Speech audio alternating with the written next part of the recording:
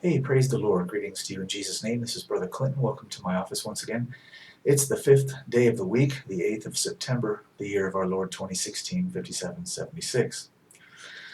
A young brother wrote me this evening and he asked me if it would be all right for him as a Christian to become a police officer. And that's a very good question and an earnest question. And there is a very truthful and clear answer concerning that. And rather than write that brother an email to respond, you know who you are, brother.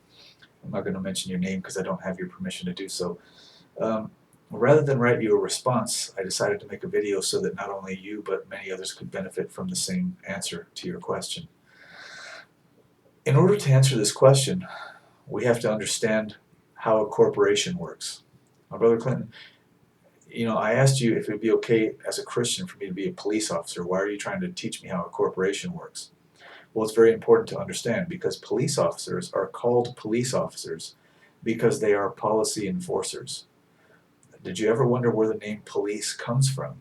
Okay, and it's pretty much the same in any language, in any country. When you see police officers and you see the word police on their uniform, it's pretty much the same. The spelling is a little bit different in some cases, but it's always police, polizei, polizia.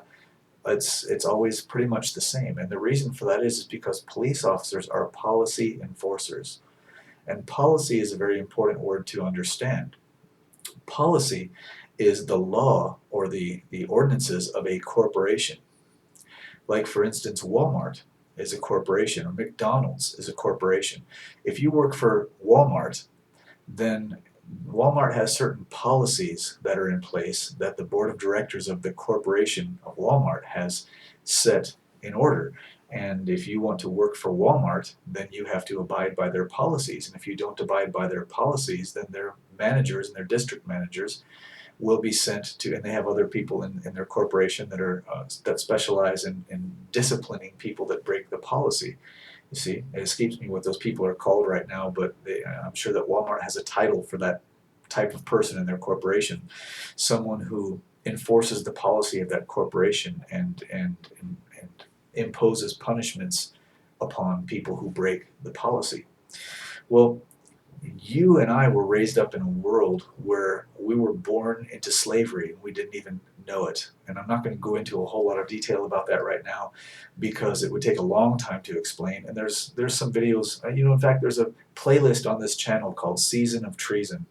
If you go to the playlists on this Word Prophet channel, just look up the one that's called Season of Treason, and you'll find a man named Kurt Kallenbach, who is not a Christian man, and please pardon the occasional use of profanity in his teaching, but he is an expert in what I am telling you right now, and I learned a lot from him as well as from several other people, and also doing my own independent research, and what he speaks is the truth. But I'm not here to advocate Kurt Kallenbach or anybody else. I'm here to explain to you that you have become enslaved to a corporation. Okay, you have become an asset, and the reason that I say that and the way that that happened is when you were born, because of the 14th Amendment, which happened before you and I were ever born. Okay, you have become a slave. When you were born, your parents unwittingly registered you with the federal government, which is the government of a foreign country called the District of Columbia. Okay, the District of Columbia is Washington, D.C. It's not America. It's not American. It's not one of the 50 states. It has nothing to do with the country called the United States of America. It is the seat of a corporation called the United States of America in all capital letters, which is called that in order to deceive people into thinking it's the same thing as the country when it's not. I've said this many times. I'm not going to go into detail about it now. But that corporation is the war arm of the Vatican. Washington, the District of Columbia, which is a foreign country if you're an American. Okay, if you're an American, the District of Columbia is a foreign country with a foreign government, and they are the District of Columbia is the war arm of the Vatican. Okay, the City of London is the financial arm of the Vatican. The District of Columbia is the war arm of the Vatican. It's a completely satanic city. It's a nation state, just like the City of London and Vatican City. Nation states are cities that are completely sovereign and completely separate from the country in which they reside. Just like Vatican City has nothing to do with Italy, it's a completely separate country. The City of London has nothing to do with Britain, it's a completely separate country. The District of Columbia has nothing to do with the United States of America, the country. It's a completely separate country. And the District of Columbia is the seat of a corporation called the United States of America in all capital letters. Okay? And all capital letters means that it's a corporation, it's a fictional name that was made up. If I were to make up a corporation, invent a corporation, I would give that corporation a name. That corporation doesn't exist. It's not a person. It's not an actual living being, but it's classified as a person in legalese. Okay, a corporation is called a person. When I say legalese, I'm talking about the deceptive language that law officials use in courtrooms in their private tribunals. Okay, the words that they use in their private tribunals, which you know as a court of law, they mean different things than they mean in normal everyday English to you and me. Okay, so having said that, this corporation called the United States of America belongs to the Crown of England, which in turn belongs to the City of London, which in turn belongs to the Vatican, which in turn belongs to Satan. And this corporation called the United States of America has tricked the people of the country called the United States of America into registering themselves with that foreign government, the District of Columbia. By calling itself the United States of America, it has deceived people into thinking it's the same thing as the country called the United States of America. Stay with me now because you're going to understand why I'm explaining this to you, all this to you in a moment. And it's necessary to explain all this in order to answer the question. So this corporation called the United States of America, which is not the country of the United States of America, belongs to the Crown of England. Okay, just like the country of Canada belongs to the Crown of England, just like every country in the world belongs to the Crown of England and owes its allegiance to the Crown of England. All the fines and things that the countries collect through their policy enforcers go to the Crown of England. And if you do some research, you'll find out that what I'm telling you is absolutely the truth. And so the federal government of the United States of America Corporation has some franchises. Remember, it's a corporation. It's not a country. Okay? It's a corporation. And corporations have franchises. A franchise is a business that someone else creates and pays the main corporation for the right to use the name. And so therefore the loyalty of the franchise is toward the one who's offering the franchise, which is the mother corporation. Okay? So there's a lot of corporations under the United States of America Corporation that are called state ofs. Okay? State of Arizona Corporation, State of Minnesota Corporation, State of Virginia Corporation, State of New York Corporation. There's 50 of them. And they're all called state of corporations. And in short terms, in legalese, they're termed the state. And the state is a legal term that means not only the state of corporation, franchise, from whatever state you profess to be a resident of or a citizen of, but also the state refers to the United States of America Corporation, which exists in the District of Columbia, which is a foreign country. Having said that, whatever state you live in, like I used to live in the state of Arizona, okay? I lived in a district called the State of Arizona, and I also lived physically on some land that was called the Republic of Arizona. Those two things are totally different from one another. One is a piece of land, and the other one is a corporate franchise. The Republic of Arizona is a piece of land. The State of Arizona is a corporate franchise. It doesn't exist. It's imaginary. The only thing that gives it existence is when people acknowledge it with their words, you see. And that's a trick that people have fallen into. And so when we were born, when you and I were born naturally in the flesh, our parents were tricked into registering us with the State of Corporation, which is a franchise of the United States of America Corporation, which is owned by the Crown of England. They were tricked into registering us with a birth certificate. Okay? A birth certificate, it makes you a commodity. A birth certificate is a commodity. And you, when that happened, when that was submitted into the government, you were made a commodity. You were born a slave, and you were born into debt. And so the rest of your life, you go to work because you've been trained that you need to get a job, okay, go to college, get good credit, get in debt for the rest of your life, get a job, pay half of your income to the state, which goes to the Crown of England. You see, You were taught that. I was taught that too. That's slavery, okay? When you go to work, when you provide a service for someone and they pay you a wage, that's labor and wages, okay? That's your right. When you go to work for someone and they pay you a wage and then someone else comes and takes half of your wage because you're working to pay them half of your wage, that's slavery. That's not freedom. That's slavery. Slavery is the opposite of freedom.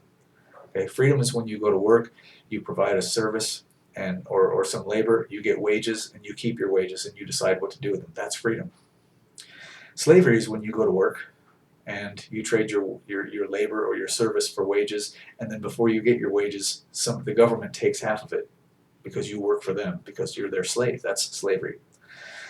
So having said that, you and I were born into slavery without even knowing it. Our parents registered us into slavery without even knowing it.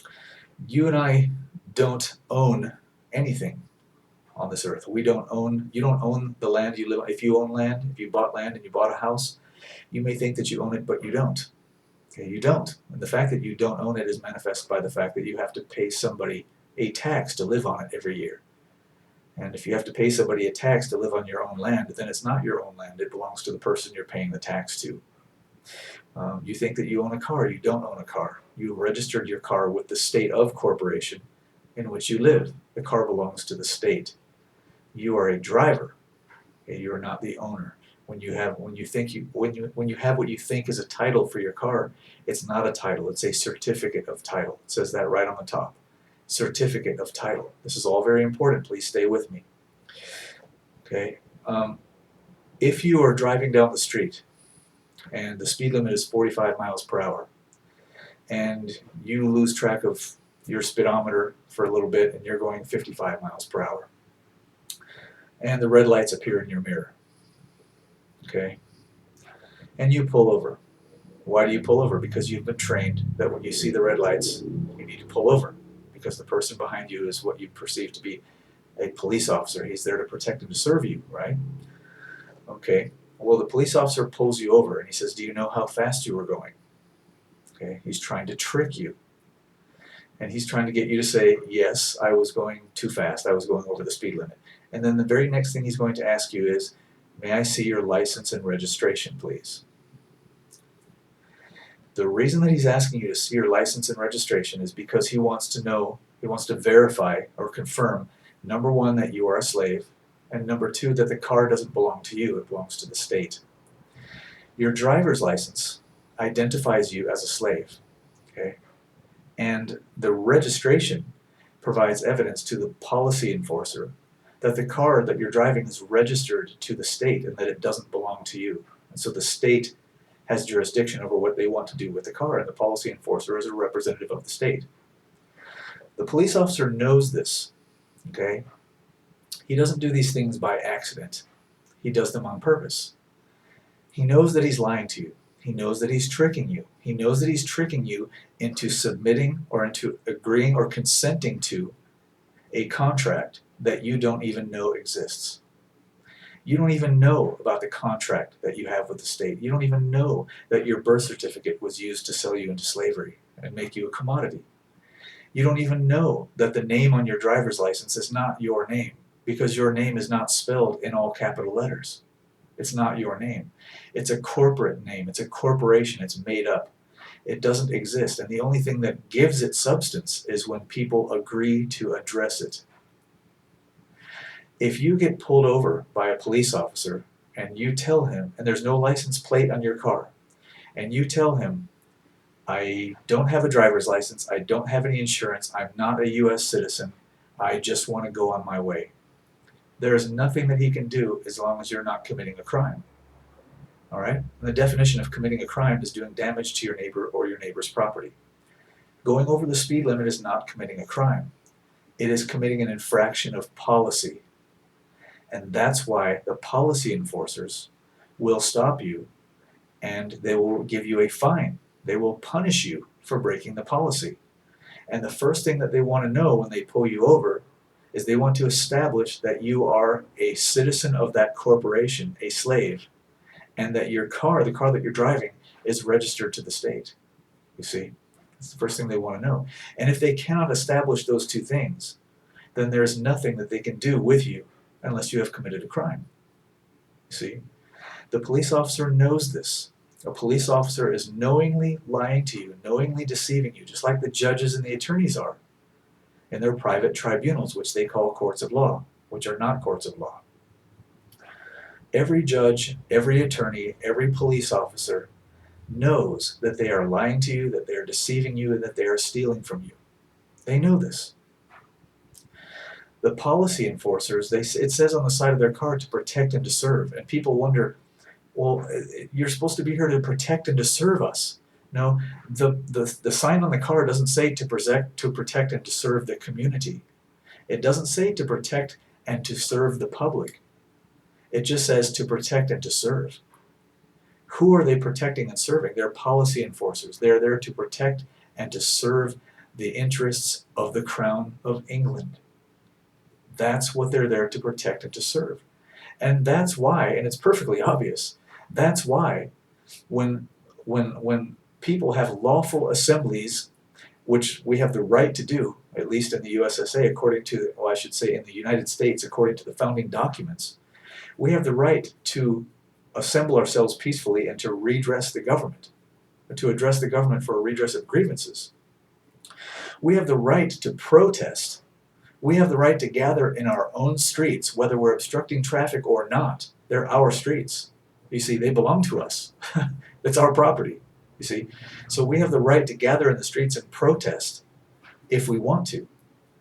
And the police, the policy enforcers, they dress up in riot gear and they stomp on the people and they tear gas the people and they water cannon the people and they knock the people down with billy clubs.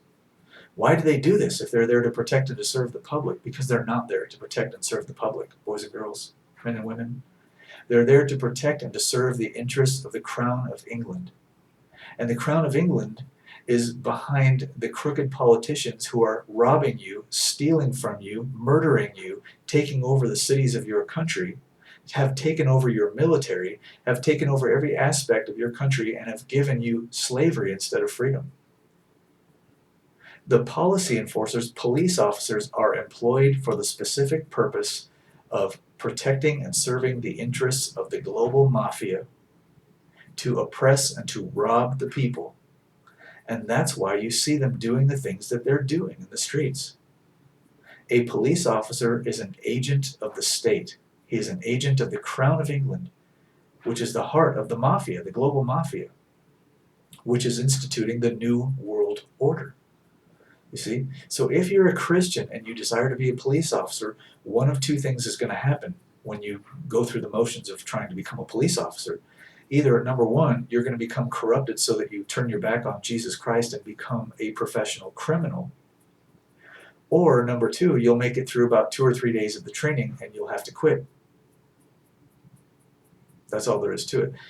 With all due respect to those who are in the police force, I know that there are some in the police force who are nice people and they really think that they're making a difference. They really think that they're doing good. But they're deceived.